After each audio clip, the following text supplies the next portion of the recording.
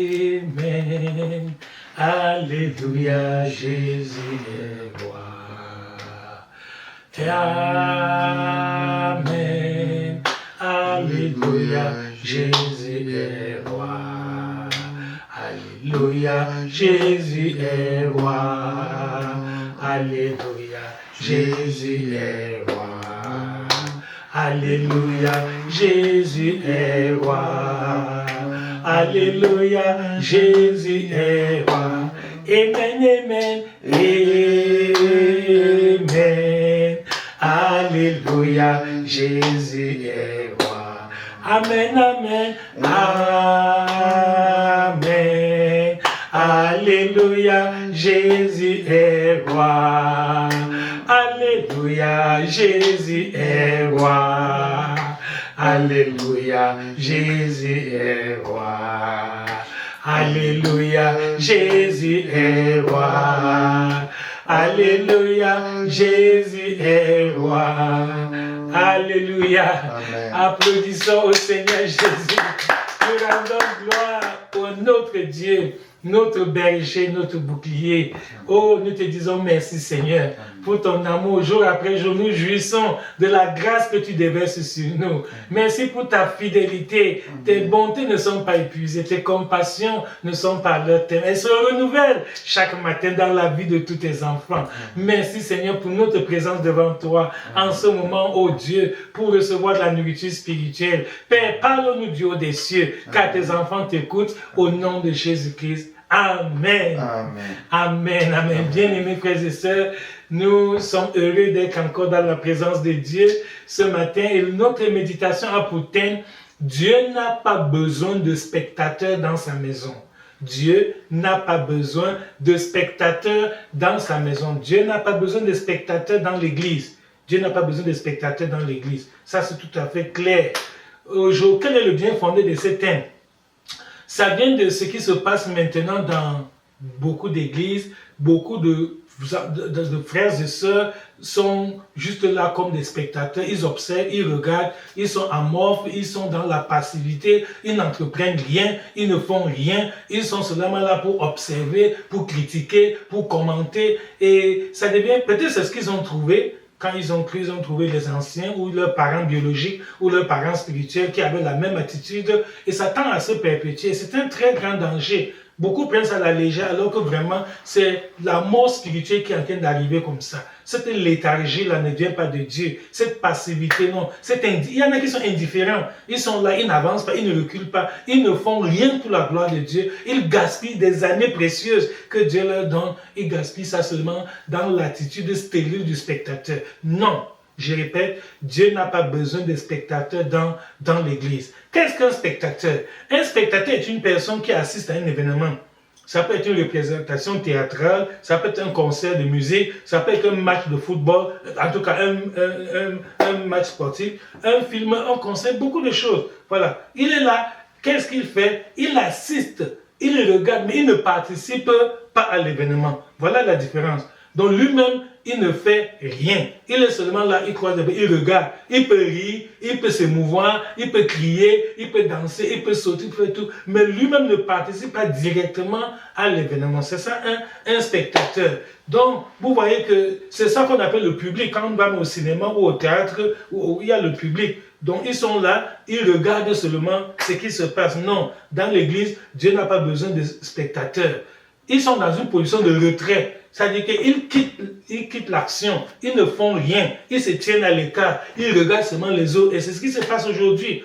Beaucoup de chrétiens vont à l'église tous les dimanches, mais ils ne font rien de concret. Ils n'ont aucun plan, ils n'ont aucune ambition pour le Seigneur, ils n'ont aucun programme, ils n'ont aucun objectif. Ils vivent, ils se laissent vivre comme ça. Ce n'est pas bon. Et c'est ça, être un spectateur, c'est adopter une attitude passive. Un chrétien doit être actif, il doit être engagé, zélé pour la gloire de Dieu. Alléluia. C'est ça la distinction fondamentale entre un acteur et un spectateur. Un acteur, c'est celui qui fait l'action, il agit, il intervient, il travaille, il cherche à faire avancer les choses, il cherche le progrès, il cherche à ce que ça s'améliore. Mais le spectateur est là seulement, il regarde, il observe, ce n'est pas bon. Et après, il prend son téléphone, il appelle son ami quelque part, il commence, ah, tu as appris, dans notre église aujourd'hui, il y a eu ceci, il rit, etc. Et ils croient qu'ils sont très spirituels. Quand ils perdent le temps à critiquer les serviteurs de Dieu, tel serviteur a fait, tel a fait. Au lieu de montrer l'exemple, Dieu attend de toi que tu ne sois pas le spectateur, que tu sois plutôt l'acteur qui va faire changer le cours des événements. C'est ça, bien-aimé. Il faut que nous corrigeons cette mauvaise habitude. C'est un démon qui est entré dans l'église et ce démon est en train de ruiner des destinées. Beaucoup de frères et sœurs qui pouvaient être utiles pour l'œuvre de Dieu, pour le salut des âmes, ils ne font rien. Ils se contentent seulement de bien s'habiller. Chaque dimanche, ils viennent au culte. Après, ils rentrent. Ils ne font rien de concret. On ne peut pas montrer que voici ce qui a changé dans l'église grâce à son intervention. Non. Mais si c'est pour les critiques, il est fort. Si c'est pour les analyses, Dieu n'a pas besoin des journalistes. Dieu ne t'a pas désigné comme un journaliste dans l'église que tu es là pour dire, oh, vous savez, il y a eu ceci, il y a eu cela, vous riez, et après, vous attendez la prochaine scène. Ce n'est pas bon. Au contraire, l'église est la maison de ton Père. Dieu t'a fait venir ici pour un but. Il n'y a personne qui est dans l'église par accident ou bien par coïncidence. Non, ce n'est pas un cas fortuit. C'est Dieu qui t'a envoyé. Avant même que tu sois conçu le sein de ta mère, Dieu te connaissait. Avant même que tu sois enfanté, Dieu t'avait déjà confié une responsabilité, laquelle c'est à toi de chercher quelle est ma vocation. C'est à toi de prier, de demander au Seigneur, révèle-moi mon appel. Tu m'as appelé à faire quoi dans ta maison? Même l'église est le corps de Christ. Et dans le corps humain, il n'y a aucun membre qui soit inutile. Il n'y a aucun membre qui soit de trop. Chaque organe dans le corps, même le plus petit organe, a un rôle à jouer. Donc, frère, sœur, tu as un rôle à jouer dans l'église. Tu as une grande responsabilité que Dieu t'a confiée. Il y a des frères qui ont déjà enterré tout leur talent parce qu'ils sont là, ils ne s'engagent pas, ils ne prennent aucune responsabilité, ils se défoulent sur eux, que ça regarde les pasteurs, ça regarde ceux qui s'asseyent devant, je suis même qui, je n'ai aucun titre. On n'a pas besoin d'un titre pour servir Dieu. Je vais prendre l'exemple de David. David, quand son père l'a envoyé pour donner la nourriture à ses frères qui étaient des soldats au champ de bataille, David n'était pas un soldat. Il n'avait pas encore atteint l'âge nécessaire pour être enrôlé dans l'armée. Ça, c'est 1 Samuel chapitre 17. Vraiment, je vous conseille de lire et méditer le livre, la parole dans le livre de 1 Samuel chapitre 17, du début jusqu'à la fin. Vous allez voir que David n'a pas été un spectateur. Quand il est arrivé, il venait juste de donner la nourriture, voilà sa part. Son travail, c'était de donner la nourriture à ses frères aînés qui étaient des militaires. Mais quand il a trouvé au champ de bataille que Goliath, un incirconcis, est en train d'insulter le nom de l'armée de l'État, il a dit non, non, non. Je ne peux pas digérer ça. Je ne peux pas supporter les choses. C'est pas possible, c'est ça. Même toi, quand dans votre église, dans vos cas, ça ne va pas, demande-toi qu'est-ce que je peux faire pour contribuer à donner la solution à ce problème. Ne dis pas qu'il n'y a pas l'amour dans notre pays. Il n'y a pas l'amour, mais toi, tu peux faire qu'il y ait l'amour. Donne la démonstration, sois le premier. Sois un acteur, ne sois pas un spectateur. Ne sois pas un reporter qui est là seulement pour raconter vraiment ses montées, ses descendues. Tu n'aides à rien. Le diable est très content. Satan applaudit quand tu joues ce rôle-là. Quand tu perds tout ton temps à commenter, tu as même des amis qui sont abonnés, vous êtes déjà tellement liés là-dessus que chaque fois qu'il se passe quelque chose dans son égo, dans la tienne, vous allez vous retrouver ou bien vous appelez au téléphone, vous commentez, vous riez, vous critiquez. Ce n'est pas bon.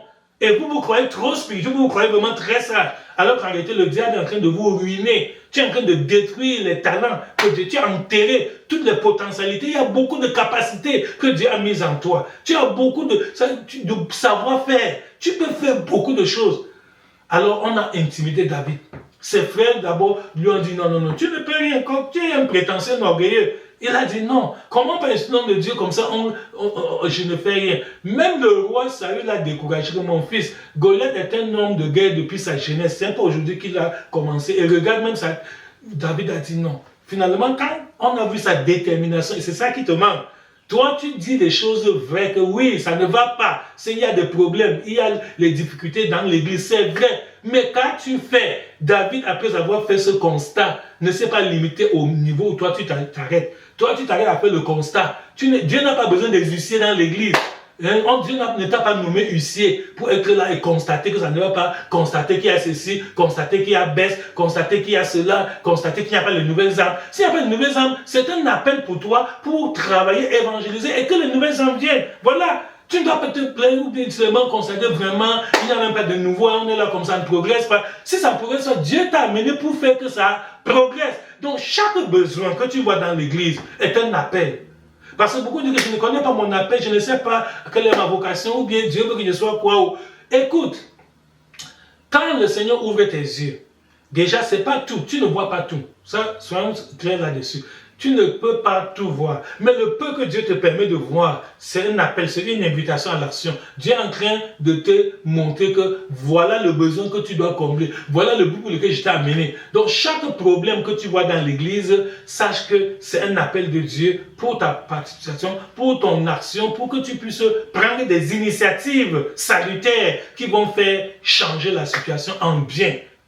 Mon frère et ma soeur, ne néglige pas ce que je te dis là. Chaque fois que Dieu ouvre tes yeux sur quelque chose, un manquement, une lacune, un problème, une difficulté, une distorsion, un dysfonctionnement dans la vie de l'église où tu persévères, c'est un appel. Le Seigneur ne fait rien pour rien. Dieu ne fait pas de gaspillage. Dieu va te montrer les choses juste pour le plaisir, que tu connaisses que ça ne va pas, et tu ris, et tu commentes, et tu t'arrêtes là. Non. Dieu est en train de te dire que voilà un travail que je te donne. David avait compris cela. David était spirituel. Toi, tu ne l'es pas. Toi, tu es charnel. Tu es totalement vendu aux commentaires, aux blagues, aux plaisanteries et tout le reste. David a dit que non. Si Dieu a permis que cette scène se déroule quand je suis au champ de bataille, c'est vrai que je ne venais pas combattre. C'est vrai que je ne suis même pas soldat. Je n'ai même pas l'âge d'être enrôlé dans l'armée. Je n'ai même pas la tenue militaire. Je n'ai aucune arme. Mais si Dieu permet que cette scène se déroule devant moi, c'est un appel de Dieu pour mon destin. Le Seigneur me donne l'opportunité de lui prouver mon amour, de lui démontrer mon zèle, de faire quelque chose d'exceptionnel pour sa gloire. Voilà la vraie mentalité d'un enfant de Dieu. Et justement, ce David qui était si défavorisé, il n'avait même, pour la taille, c'était un petit enfant, un jeune homme, alors que Goliath était un homme de guerre, un homme très élevé, grand de taille, très fort, avait un palmarès de beaucoup de victoires. Il avait d'ailleurs remporté beaucoup de combats. David n'avait rien au compteur. Mais il avait la bonne conscience, il avait la bonne volonté, il était zélé pour Dieu. Je prie que par ce message, toi aussi, tu sois animé d'un zèle débordant pour la gloire de l'Éternel. Que toi aussi, tu sois vraiment quelqu'un qui est engagé, que tu sois un homme consacré, une sœur consacrée à Dieu. Amen. Que tu ne sois plus quelqu'un passif, qui a les bras croisés, qui regarde, qui commente, qui rit.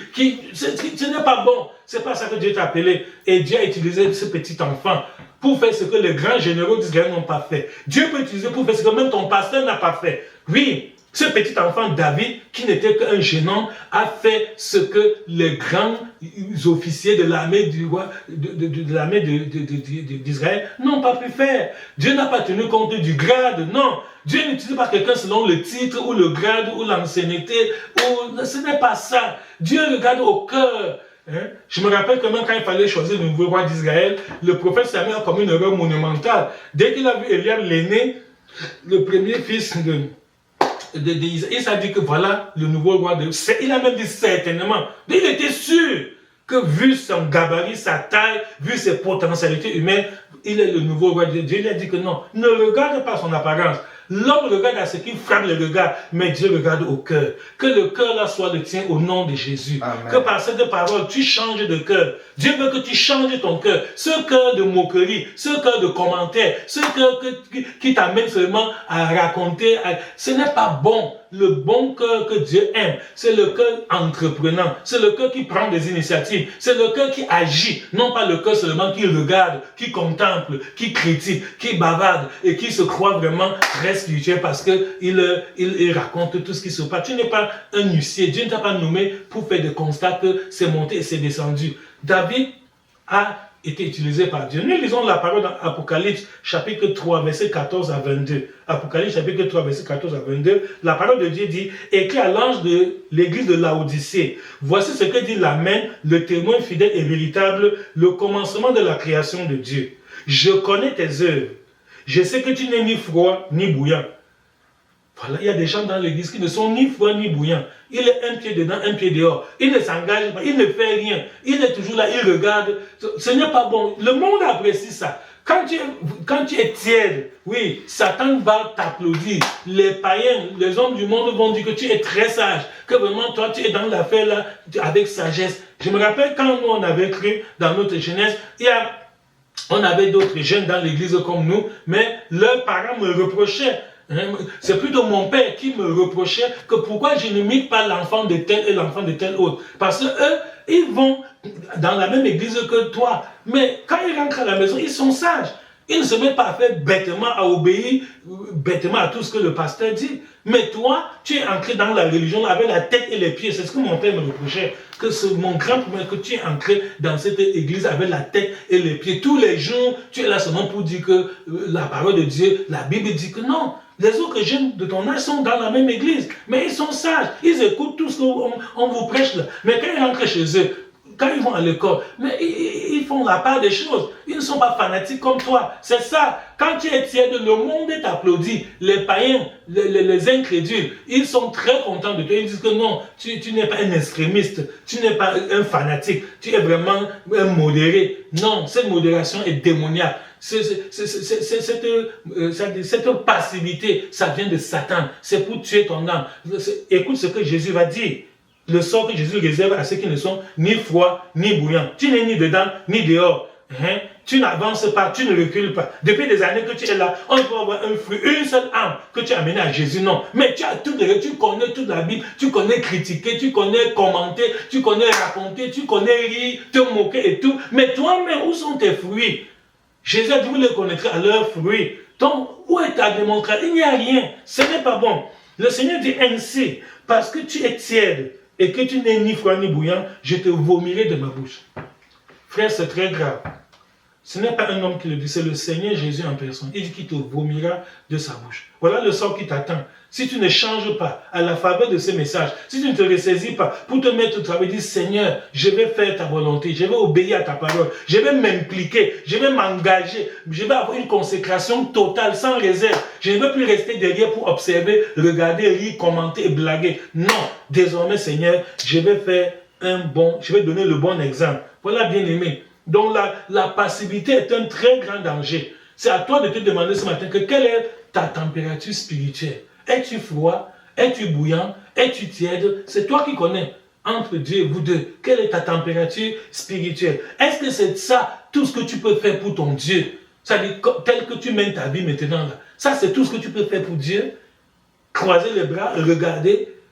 Les choses montent, ça ne te regarde pas, ça descend, tu es là seulement juste, tu ne prends pas d'initiative, tu ne t'engages pas, tu ne prends aucune responsabilité. Non, ce n'est pas bon, un vrai enfant de Dieu. Mais j'ai remarqué que pour tes affaires personnelles, tu es très zélé. Ah oui, quand il s'agit de tes propres problèmes, ton travail, tes études, tu ne t'abuses pas. Tu n'attends pas un autre que quelqu'un te dise que non, c'est toi-même qui fouille. Tu ne laisses aucune place où la main ne passe et repasse, comme disait le laboureur à ses enfants. Tu creuses, tu dors sans dormir. Tu fais tout et tout jusqu'à ce que tu obtiennes un bon résultat, un changement. Alors que pour l'œuvre de Dieu, non, tu n'entreprends rien. Tu es seulement là pour regarder et critiquer. Et ce n'est pas bon. Donc la tiédeur se manifeste parce que pour toi, l'église, c'est un lieu de routine. Tu y vas par formalité chaque dimanche, juste pour qu'on ne dise pas que tu n'étais pas là. Tu n'as aucune vision, aucune ambition, aucun projet. Tu n'as rien suggéré. Tu ne donnes jamais une proposition que je propose qu'on fasse comme ça. Mais tu critiques seulement. Tu es seulement fort pour dire que ça ne va pas. Non, tu es indifférent. Tu regardes. C'est de l'immobilisme. Tu ne bouges pas. C'est pas bon. Cette passivité vient du diable. Cet attentisme, ça ne rend pas gloire à Dieu. Donc, voici le moment pour toi de te lever. Parce que la tiédeur est un danger. Jésus a déjà dit la sentence qui t'attend que si tu ne changes pas pour devenir bouillant, pour être en feu pour Dieu, il te vomira de sa bouche. C'est-à-dire que le Seigneur va te rejeter. Donc, quand quelqu'un est tiède, tôt ou tard, il va rétrograder. Oui. Pourquoi? Parce que bien sûr, tu ne verras même plus l'intérêt d'aller à l'église. Ça ne vaut même pas la peine. Qu'est-ce que je ne veux pas faire là-bas? Non, Dieu n'a pas besoin de spectateurs dans l'église. Non. Dieu veut que tu mettes la main à la pâte, que tu t'impliques, que toi-même tu t'engages et que tu te... abandonne les excuses. Parce que David pouvait donner des excuses. Donc, il peut dire que vraiment, comme je vois là, bon, je n'ai même pas l'âge d'entrer dans l'armée, je n'ai même pas la taille, je n'ai pas les armes, je n'ai pas ceci, je n'ai pas cela. C'est ça, toi tu as tellement de prétextes. Non, je ne suis pas pasteur, je ne suis pas ancien, je ne suis pas diacre, je n'ai pas un responsable à l'église, je ne suis pas ceci et ça. C'est faux. Malgré tout cela, malgré tous ces malgré, tu peux servir Dieu. Alléluia. Engage-toi à partir d'aujourd'hui que malgré tous les malgré, je vais servir Dieu. C'est ça. D'autres vont dire parce que c'est encore tout nouveau. Non, David n'était pas un ancien soldat. Non, devant Dieu, il faut abandonner tous ces excuses, ces faux fuyants, ces prétextes que tu donnes. Dieu t'appelle à l'action. Dieu veut que tu te mettes au travail et que tu défendes la gloire de Dieu. Alléluia. Amen. Donc mon conseil est que sois en feu pour Dieu. Alléluia. Amen. Sois en feu pour Dieu. Sois bouillant pour ton Dieu. Sois en feu pour Dieu. C'est très important. Dieu ne veut pas les gens tièdes. Non. Dieu ne veut pas les gens froids. Dieu veut que tu sois bouillant, que tu sois en feu, que tu sois zélé, que tu sois enthousiaste, que tu sois engagé, que tu sois motivé, que tu sois vraiment déterminé. C'est ça.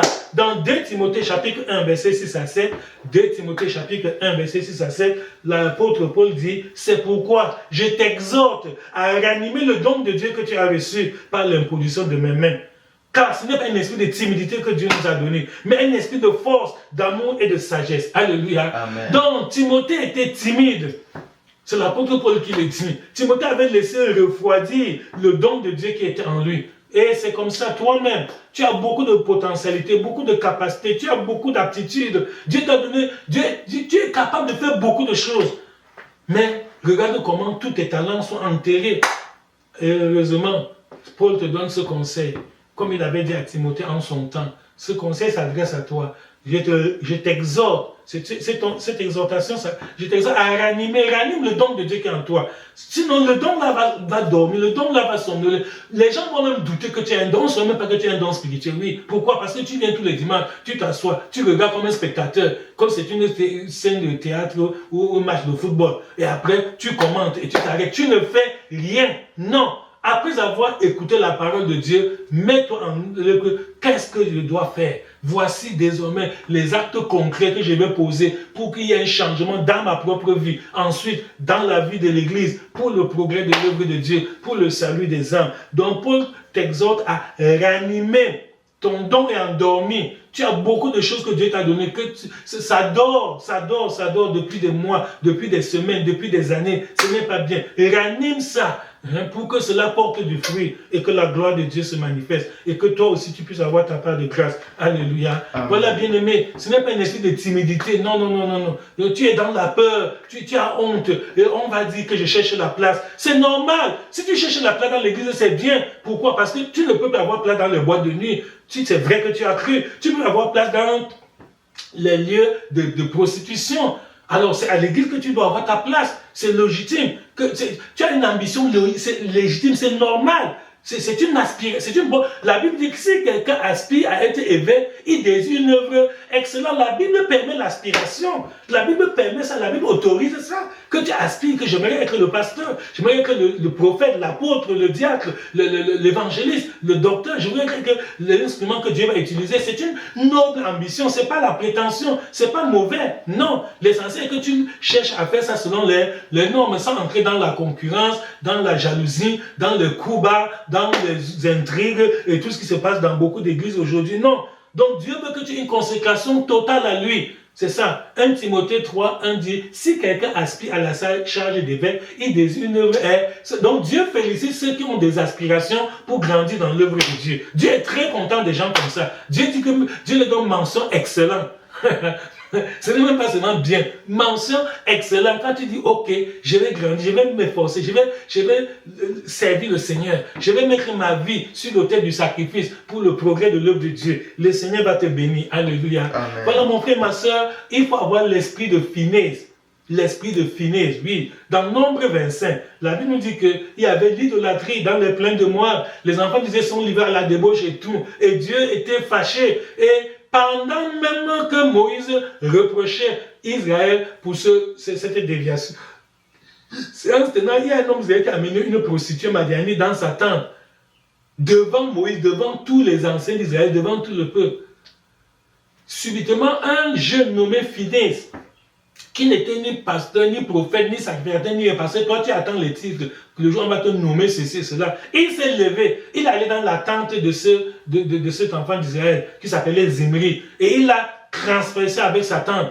Sa lance, pardon, et même la prostituée Cosbi, la Madianite s'appelait Cosbi. Il a transpercé Zimri et Cosbi avec son épée. Et Dieu a été content, Dieu a félicité Phineas. Dieu l'a vraiment beaucoup apprécié et Dieu l'a béni. Et Dieu a traité avec Phineas une alliance de paix. Alléluia. Amen. Mon frère et ma soeur, c'est ça que Dieu attend de toi. Quand tu vois une situation qui ne tient pas, quand ce n'est pas bon, tu dis que non, je ne peux pas me retenir. Je vais me lever pour défendre la gloire de Dieu. Je vais essuyer vraiment ces crachats que les hommes jettent sur la face du Seigneur Jésus. Je vais défendre la gloire de Dieu.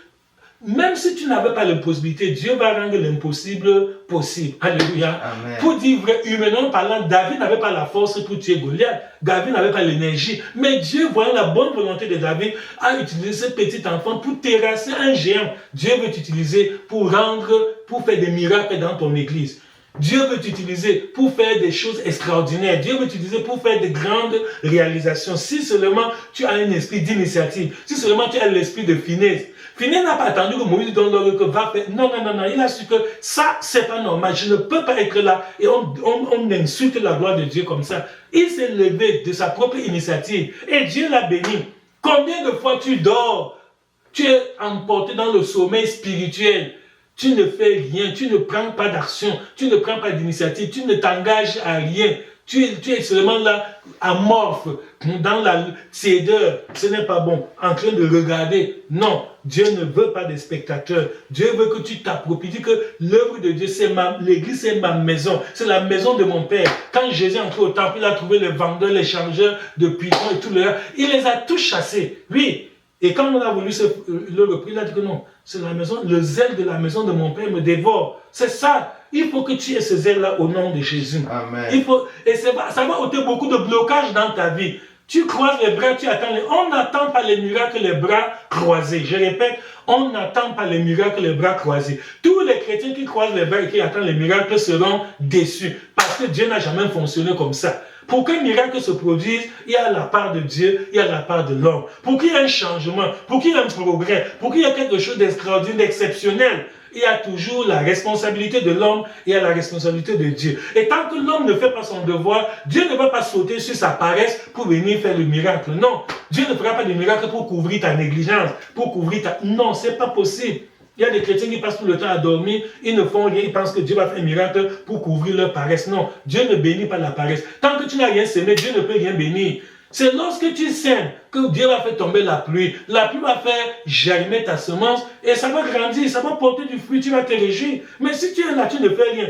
Il aura beau pleuvoir, tu ne pourras rien récolter parce que tu n'avais rien semé. Que cette grâce soit ton partage au nom de Jésus. Qu'à partir d'aujourd'hui, ta vie se distingue par des initiatives salutaires, par de bonnes... C'est-à-dire prendre des programmes pour la gloire de Dieu. Même si ça ne marche pas au début, ça ne gêne pas, mais c'est au moins, tu auras au moins le mérite d'avoir osé. C'est ça. Le Seigneur aime cette bonne volonté. Quand Dieu voit en toi quelqu'un qui se met à l'action, qui se met au travail, selon ses petits moyens, à son pays. Et je connais l'église. Il y aura des moqueurs, ça, sois-en sûr. Il y en a qui vont dire, ah, ça c'est un prétend. C'est comme David. Quand David a voulu défendre la gloire de Dieu en allant affronter Goliath, ses propres frères, je ne dis pas les païens, ce sont pas les Philistins, ce sont ses propres frères, même père, qui se moquaient de lui, qui lui ont prêté de mauvaises intentions. Ah, tu es orgueilleux, tu es prétentieux. Même aujourd'hui, le même esprit existe.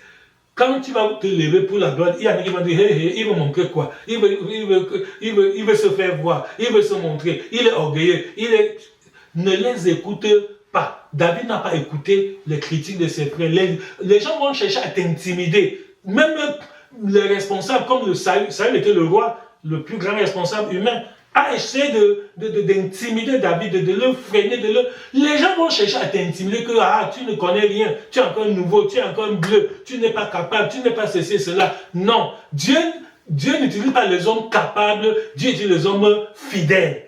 Dieu a besoin de personnes fidèles, non pas de personnes capables. David, n'étant pas capable, mais fidèle, a fait ce que les grands généraux d'Israël n'ont pas pu faire. Donc lève-toi et ne te laisse pas intimider par qui que ce soit, même si c'est ton responsable, même si ce sont tes propres frères. Non, ne croise plus les bras. Tant que tu croises les bras, il n'y aura aucun miracle. Aujourd'hui, j'ai vu un spectacle ahurissant qui se passe dans beaucoup d'églises. Il y a des chrétiens qui sont là. Quand ils voient les infimités, les problèmes, les manquements, les difficultés, ils se mettent à rire. Tu dis que c'est qui doit faire changer la situation? C'est toi. Je prends l'exemple de la femme sunamite. Cette femme était une habitante de Sunem. Elle n'était pas l'unique habitante de Sunem. Sunem est une grande ville. Il y avait beaucoup d'habitants. Et le prophète Élisée y allait de temps à autre pour faire l'œuvre de Dieu. Elle pouvait être indifférente comme les autres. Les autres n'ont pas réagi. Les autres habitants de Sunem ont croisé les bras, ah, ça ne me regarde pas, c'est son problème. Comme aujourd'hui, beaucoup de gens dans l'église croisent les bras, disent, ah, ce n'est pas moi, ça regarde le pasteur, ça regarde ceux qui s'asseyent devant, ça regarde les dirigeants, je suis même qui? Tu es enfant de Dieu. Et l'église, c'est la maison de ton Père. Tu ne dois pas laisser les choses se détruire alors que Dieu t'a amené exprès. Dieu t'a fait venir justement pour que tu sois une solution à ce problème. Alors, cette femme tsunami n'a pas été indifférente. Dans le livre de 2 Rois, chapitre 4, du verset 8 au verset 37. 2 Rois, chapitre 4, du verset 8 au verset 37. Elle n'a pas été indifférente. Loin de là. Au contraire, elle a commencé par faire ce qui était à son niveau. Ce qu'elle pouvait faire sans demander à qui que ce soit, sans l'aide de personne. Elle a offert un repas aux serviteurs de Dieu. C'était à son niveau. Même toi, quand ça ne va pas, quand tu vois un problème, fais le peu qui est à ton niveau. Dieu va te bénir et tu pourras faire plus que ce que tu pouvais imaginer. Donc, elle a fait ça en donnant un repas aux serviteurs. Et chaque fois que l'homme de Dieu, Élisée, venait à Sunem, il passait dans la maison de cette femme pour y prendre de la nourriture. Mais il y a ce qui n'était pas à son niveau. Elle a eu une idée, elle s'est dit que je ne peux pas l'accomplir moi seul. Il faut que je vois avec mon époux comment on peut faire. Parce que ce serviteur n'est pas à l'aise quand il vient ici. Il est en l'air. Il faut qu'on exerce l'hospitalité envers lui. Elle a suggéré à son mari que bâtissons une chambre haute et meublons-la, mettons-y un lit, une chaise, pour que prochainement, quand l'homme de Dieu Élisée viendra encore en mission dans notre ville ici à Sunem, qu'il ait un lieu où il peut se reposer, où il peut reprendre son souffle avant de continuer sa mission. Heureusement, son mari n'a pas été comme certains hommes d'aujourd'hui. Il aurait dû dire que tu es quoi? Une femme? Ah, laisse tranquille, va rester dans la cuisine, qu'est-ce que tu racontes? Moi, c'est moi le chef ici. Non, le chef ne veut pas dire un dictateur. Non, le chef veut dire le guide, le représentant, ça dit le leader, celui qui arrange les situations pour que ça marche. Il a été suffisamment humble pour recevoir la suggestion de son épouse. Et ensemble, ils ont fait la chambre haute pour l'homme de Dieu. Et Dieu les a bénis. Mon frère et ma soeur, que ceci te serve de leçon. Combien de bons conseils ton épouse t'a donné et tu as rejeté, juste parce qu'elle est femme? Il y a des gens comme ça que, quand quelque chose de bon vient, tant que ça ne vient pas de non, ils vont tout faire pour détruire.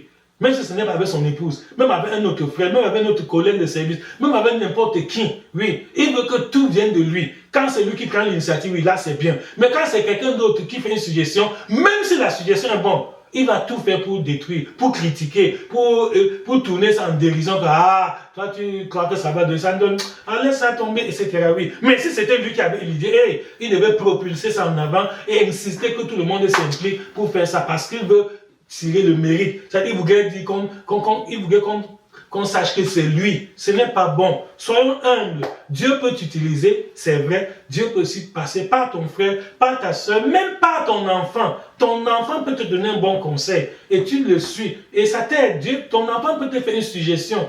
Regardez la petite fille d'Israël qui était esclave dans la maison de Naaman. C'est elle qui a donné la suggestion à sa maîtresse que si mon seigneur Naaman pouvait aller en Israël, le prophète Élisée devait le guérir de sa lèpre. Et ils ont écouté ce conseil. Finalement, Élisée a été délivré. J'ai pris que l'esprit d'humilité t'anime au nom de Jésus. Qu'à partir d'aujourd'hui, tu abandonnes l'orgueil, la prétention, les hautes opinions, que tu sois suffisamment humble pour recevoir les bonnes suggestions. Dieu peut passer par toi pour agir. Dieu peut passer par ton prochain pour aussi donner quelque chose de bon. La Sunamite n'a pas été indifférente. 1, 2. Elle a commencé à faire le peu qui était à son niveau. 3. Elle a suggéré à son époux que faisons ce que je ne peux pas faire seul. Et l'époux a accepté. Ils ont fait. Donc, il pouvait se limiter aux commentaires.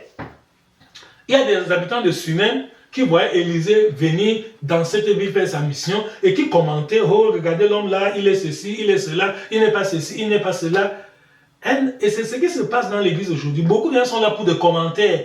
Beaucoup se sont érigés en journalistes pour juste critiquer, raconter, faire le reportage. Oh, est-ce que tu as appris? Il y a encore eu ceci dans notre assemblée, c'est encore monté dans notre église, vraiment c'est encore ceci, c'est encore cela. Qui t'a nommé reporter? Dieu t'a amené pour être un acteur du changement. Beaucoup de cas, il faut que ça change, ça ne va pas. Qui doit faire changer les choses? C'est toi qui dois être l'initiateur, sois l'initiateur du changement. Si tu as cette bonne volonté, malgré tes limitations, malgré tes infirmités, le Seigneur va t'utiliser. Dieu va te remplir, Dieu va t'accorder la grâce d'aller plus loin que ce que tu ne pensais. Donc cette femme ne s'est pas mise à faire de commentaires. Elle pouvait commenter avec son mari que regarde Élisée, l'homme de Dieu. Là, il dit même qu'il est serviteur de Dieu. Ah, vraiment, voir comment il est comme ça. Non, elle pouvait se mettre à critiquer, à se moquer, comme beaucoup le font aujourd'hui. Non. Quel a été le résultat? Dieu a béni cette femme. Dieu a béni ce foyer. Ils avaient un problème de stérilité. Ils n'avaient pas d'enfant depuis des années. Par la grâce de Dieu, le Seigneur leur a donné un fils. Alléluia. Amen. Oui, je prie pour toi, que le Seigneur te visite aussi comme il a visité la tsunami. Amen.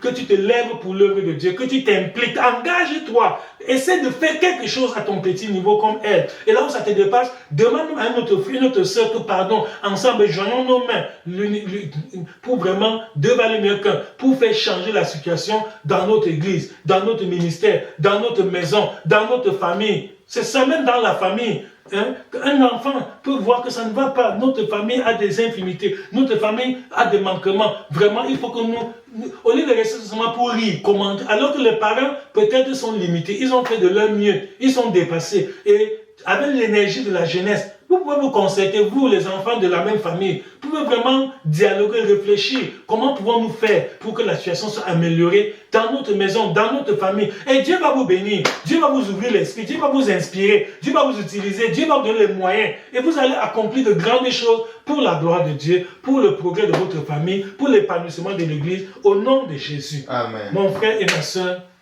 Dieu n'a pas besoin de spectateurs dans l'Église. Dieu ne veut pas de commentateurs, non. Dieu ne veut pas les gens qui sont là dans la tiédeur.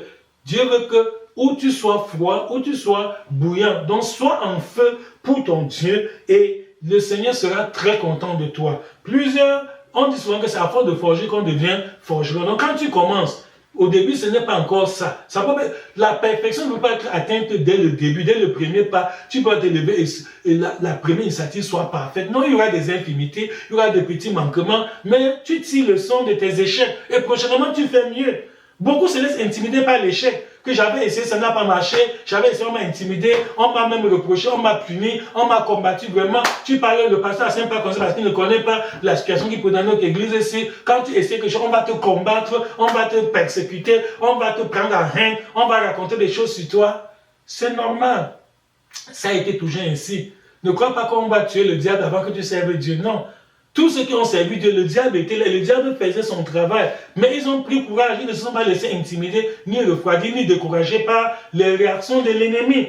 Le diable ne réagit pas à tes propres frères, comme on a vu avec les frères de David. Le diable ne réagit même pas à le dirigeant, comme ça a été le cas de la part du roi Saül. Tu vois, mais si tu tiens ferme, si tu continues, le Seigneur va t'aider. Alléluia. Amen. À partir d'aujourd'hui, évite l'attitude stérile du spectateur.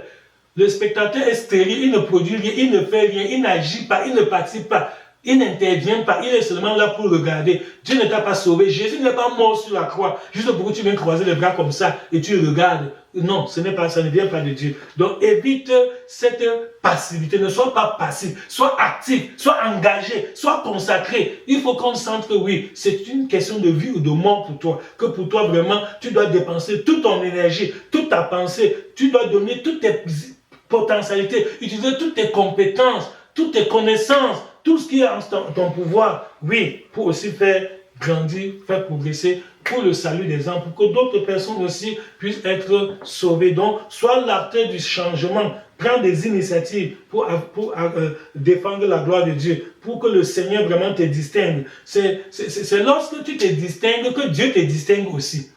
Si David ne se distinguait pas, si David restait aussi bras croisés comme tous les autres enfants d'Israël, Dieu ne l'aurait pas distingué. Donc quand il y a un problème, essaie de faire quelque chose de spécial. C'est ça. Essaie de prendre une initiative. Tu es un ambassadeur pour Christ. Tu es une ambassadrice pour Jésus. Donc, en tant que l'ambassadeur de Jésus, demande-toi que si Jésus était à ma place, qu'est-ce qu'il ferait? Je le représente ici. Je suis le représentant de Jésus dans ma salle de classe, dans mon lieu de service, dans mon école, dans mon quartier, dans mon village, partout où je me trouve. Je suis le représentant de Jésus. Je me rappelle, quand nous étions encore très jeunes, un jeune frère m'avait dit à Yaoundé que vraiment ça fait 3 ans. Pour lui, il me confiait un secret de sa vie. Il me dit, ah Saint, tu sais, j'ai dit non. Il dit, ça fait 3 ans que je prépare ma prédication. Chaque jour, je réfléchis, j'ajuste encore les mots, j'arrange les phrases, je me prépare. Le jour où le pasteur va vraiment me donner l'accès de prêcher dans cette église, je vais bombarder. Et le feu va descendre. Vous allez voir. J'ai dit, mon frère, donc tu as des idées comme ça. Ici, quand nous balayons le sol, toi tu ne balayes pas. Quand nous essuyons les bancs, toi tu ne suis pas. Tous les petits travaux qu'on fait ici à l'église, toi tu ne t'impliques pas. Tu es seulement là les bras croisés, tu prépares une prédication depuis 3 ans. 3 ans. Mon frère, là, pendant les 3 ans là, si tu t'impliquais comme nous, on balayait le sol ensemble, ça facilitait la tâche. On essuyait les bancs, on arrangeait la place. Mais ce serait... Vous voyez, donc beaucoup ont enterré leur talent parce qu'ils ont une ambition et ça les a aveuglés, ils ne font rien. Alors que si tu te mets au travail à ton petit niveau, en attendant le jour où le pasteur va te permettre de prêcher, aujourd'hui, tu as le droit, tu as la permission de balayer le sol, d'essuyer les bancs et tout le reste. Distingue-toi à ce niveau-là. Fais ça. Et le Seigneur va te bénir. Quand tu es fidèle dans de petites choses, Dieu va te confier de grandes choses. Mais quand le petit rien que tu pouvais faire, tu ne t'impliques pas, tu ne t'engages pas, Bon, beaucoup sont des démissionnaires, c'est ça. Beaucoup de chrétiens ils ont démissionné de leur fonction d'ambassadeur. Dieu t'a nommé que tu es son représentant et toi tu ne fais rien. Dieu cherche un homme. Dieu cherche un homme. Dieu cherche un homme. Dans Ézéchiel 22, verset 30, Ézéchiel chapitre 22, il y a beaucoup de situations dans ton église où Dieu cherche un homme qui va résoudre ça. Dieu cherche une femme qui va résoudre ce problème. Il y a des situations qui ne vont pas dans votre famille. Dieu cherche quelqu'un, Dieu cherche un homme ou une femme qui va arranger ce problème dans la famille. Dans ton lieu de service, il y a des problèmes. Dieu cherche un homme qui va résoudre ce problème dans ton lieu de service. Partout où tu te trouves, Dieu cherche quelqu'un. Sois cette personne. Dis Seigneur, me voici, envoie-moi comme Isaïe. Dieu a demandé à Isaïe, chapitre 6, verset 8, que qui enverrai-je, qui marchera pour nous? Voilà un problème, qui va agir, qui va intervenir, qui va se lever pour arranger ça. Isaïe dit que Seigneur, me voici, envoie-moi. Et Dieu l'a utilisé.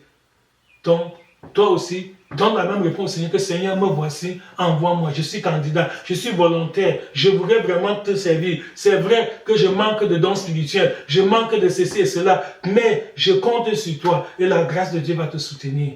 Et l'impossible va devenir possible. Oui, c'était impossible qu'un petit enfant comme David puisse tuer un géant Goliath. Mais grâce à la bonne volonté et à l'esprit d'initiative, l'esprit de responsabilité qui a animé David, l'impossible est devenu possible. Je prie que toi aussi dans ta vie, que l'impossible devienne possible au nom de Jésus. Amen. Que le Seigneur te transforme, que tu deviennes un vaillant héros, que tu deviennes un instrument de Dieu, que tu sois un vase d'honneur dans la maison du Seigneur. Dieu cherche un homme. Dans Ézéchiel 22, 30, le Seigneur dit, je cherche parmi eux un homme qui élève un mur, qui se tienne à la brèche devant moi en faveur du pays, afin que je ne le détruise pas, mais je n'en trouve point. Voilà le constat amer que Dieu a fait au temps d'Ézéchiel. C'est le même constat amer que Dieu fait aujourd'hui, que Dieu cherche un homme dans votre église, dans votre assemblée, dans votre famille, dans votre maison, dans ton lieu. Dieu cherche un homme, mais il n'en trouve pas. Pourquoi? Parce que tu t'es cantonné dans l'attitude stérile du spectateur, tu t'es cantonné dans le commentaire, tu t'es oublié. Non. Dieu cherche un David dans votre famille, Dieu cherche un David dans votre église, Dieu cherche un David là où tu te trouves. Dieu cherche un Shimei qui va se lever sans attendre l'ordre de Moïse de qui que ce soit pour défendre la gloire de Dieu. Dieu cherche un Daniel. Daniel avait lu dans le livre du prophète Jérémie, il avait lu que voici ce que Dieu avait prévu au sujet du peuple d'Israël. Et Daniel n'a pas attendu encore l'ordre ou une motivation. Ou non, il s'est levé après avoir lu la parole de Dieu. Il a eu le cœur vivement touché. Ça l'a motivé. Il s'est levé. Il a commencé à intercéder. Il est devenu un grand intercesseur. Il a confessé le péché de son peuple. Et finalement, Dieu a intervenu. Donc Dieu n'a pas besoin que tu reçoives une révélation spéciale, qu'un ange t'apparaisse, que vraiment peut-être tu vois une vision. Non, rien qu'après avoir écouté un message comme celui-ci, tu peux décider que je vais changer, je vais offrir à Dieu un bon sacrifice. Malheureusement, aujourd'hui, les réseaux sociaux ont aggravé la situation. Il y a les chrétiens qui passent tout leur temps sur les réseaux sociaux à critiquer les serviteurs de Dieu, à commenter. Au lieu de faire, utiliser toute cette énergie-là pour corriger, pour donner le bon exemple. Ils ont servi Dieu mal, toi sers Dieu bien. Ils ont prêché la déviation, toi prêche la saine doctrine, c'est tout. Laisse-les tranquilles et fais ta part, fais ta mission. Voilà ce que Dieu attend de toi. Au lieu de faire cette démonstration, tu es seulement là pour raconter, oh, vous avez appris, il y a eu ceci, il y a eu cela, tel a prêché ceci, ce n'est pas bon, etc. Alors tu peux prêcher, tu peux juste faire le bien. Si tu fais le bien, la déviation va tomber d'elle-même. C'est ça. Donc Dieu n'attend, c'est ce que Dieu a même dit à Gédéon. Gédéon se plaignait que, mais où sont les miracles que Dieu faisait au temps de nos parents? Gédéon, chapitre 6, verset 11 à 14. L'ange lui a dit, va avec cette force que tu as. Mon frère, va avec cette force que tu as. Maintenant, au niveau où tu es là, Dieu peut t'utiliser pour faire beaucoup de choses. Si tu prends la bonne attitude, si vraiment tu changes de mentalité et que tu refuses d'être spectateur, tu dis désormais je serai l'acteur du changement, je vais être l'initiateur, je vais prendre des initiatives, je vais prendre le devant, je ne serai plus lâche, je vais me croiser le bas pour murmurer par derrière, pour commenter, etc. Non, c'est un très grand danger quand vous commentez, vous murmurez, ce n'est pas bon.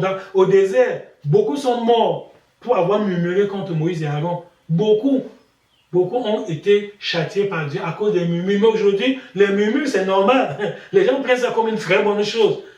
Tu as même des compagnons de murmures, ceux avec qui tu sais que d'habitude, quand on se retrouve, on murmure, on critique, on calomnie, on fait. Ce n'est pas bon. Ce n'est pas bon. Voici le moment favorable.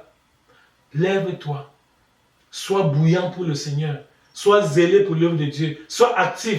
Que le Seigneur t'utilise, que cette parole te transforme, que ce message te délivre de la passivité, de la léthargie, que à partir de ce message, tu te lèves et que tu mets ta vie, ranime le don de Dieu qui est en toi, ranime les talents que Dieu t'a donnés, mets-les au travail. Quand tu vas être fidèle dans les petites choses, Dieu va te confier de très grandes choses. Je prie que ce message marque une révolution dans ta vie. Amen. Que cette parole te transforme, que ça te réveille du sommeil. Tu as longtemps dormi, sors du sommeil spirituel, lève-toi et que la grâce de Dieu t'accompagne. Le Seigneur d'ici bientôt va rendre témoin de toi. On va dire le frère là, la sœur là, qui était ici comme un inconnu.